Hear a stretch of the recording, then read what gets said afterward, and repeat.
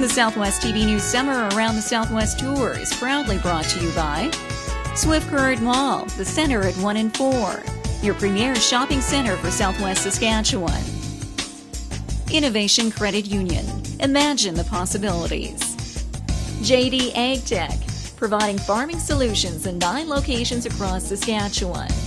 The 2010 Ford World Women's Curling Championship, where the world will stop for 9 days in Swift Current. And Sask Power, proud to be the owner and operator of the environmentally friendly Centennial Wind Power Facility. The prairie landscape was filled with kites of all sizes. Some were painted like a canvas, and others were simple and stayed in the sky all day. They were synchronized performances and lone flyers. Flyers came from all over the states, and others were from right here in the Southwest. The Windjammers from Detroit, Michigan have been flying together for over 26 years. They give roughly a dozen performances all over the world each summer. We usually fly patriotic team, our red, white, and blue train. We fly 13, and the reason we fly 13 is because when the kite is in the air, the tails form the U.S. flag. We also built a Canadian stack and a French stack. From different countries we go to, we try to build a kite to represent that country. Every team has its niche. It's a way to set their routine apart from others, grab the viewer's attention, and get noticed.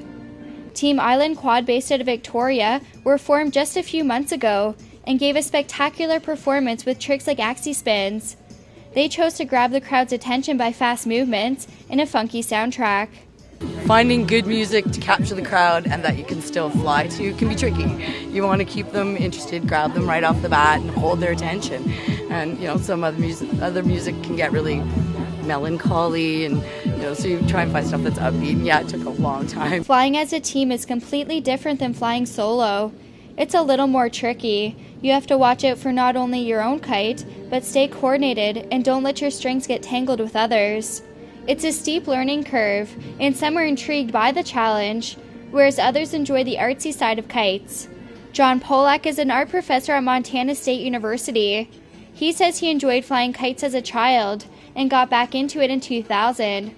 Since then, he's been awarded the national champion in kite building twice. This kite is traditionally a Japanese shape called an Edo kite, and it's framed like an Edo, but I bridle it very different than the traditional Japanese kite is. This particular kite and the other two are from a series that I worked on called Myself as a Demon, and this is the demon smiling.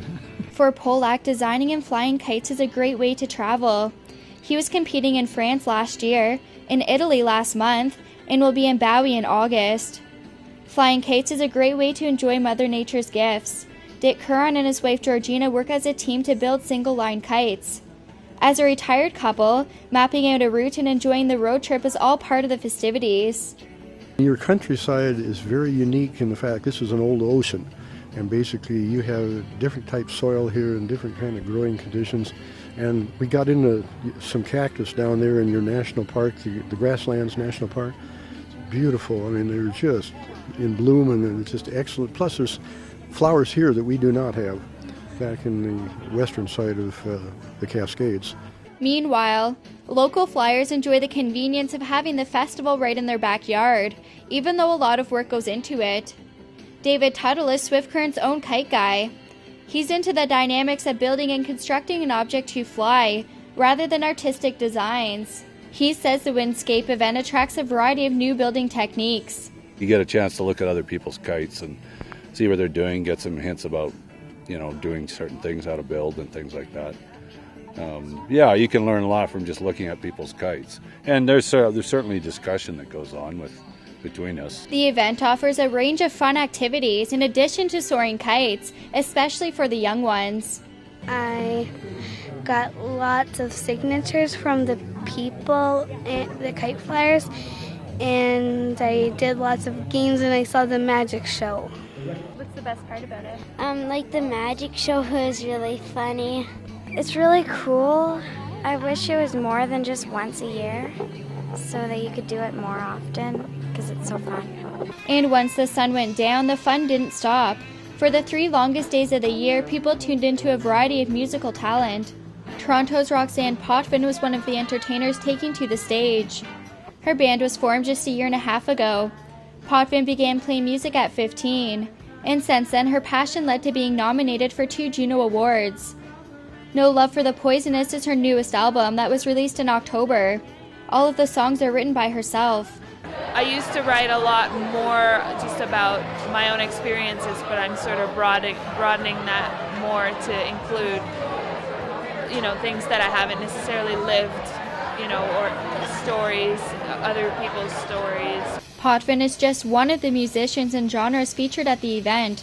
The tent was filled with people of all ages for all 3 nights of the concerts.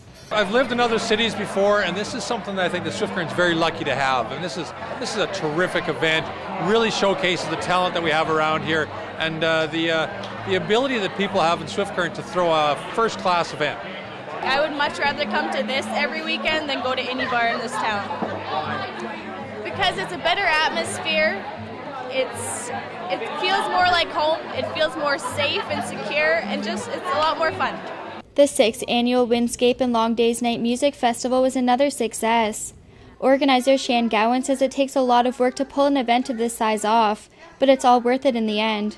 I have volunteers that have been dedicated, that have been with me for years, and we couldn't put on a festival of this size. I mean, I think we figured it out for the one thing, and we have over 1,000 volunteer hours by the time we added them all up for the 2 festivals together. For those 3 days, Swift Current was on the world stage, with guest performers and kite flyers from all over the map.